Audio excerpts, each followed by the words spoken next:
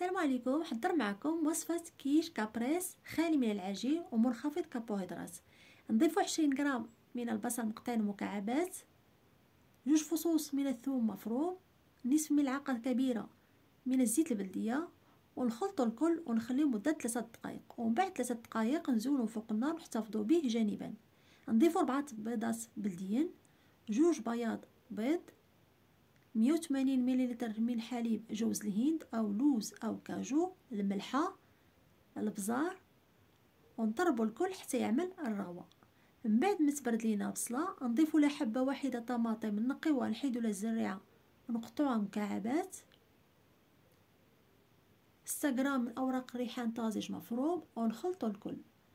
ندهنوا اللاطه ونضيفوا مزيج الريحان طماطم،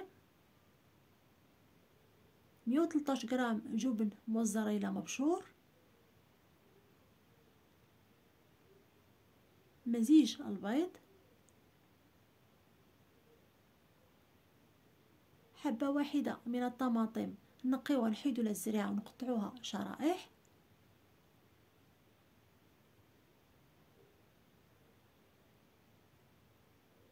الملحة، البزار اختياري.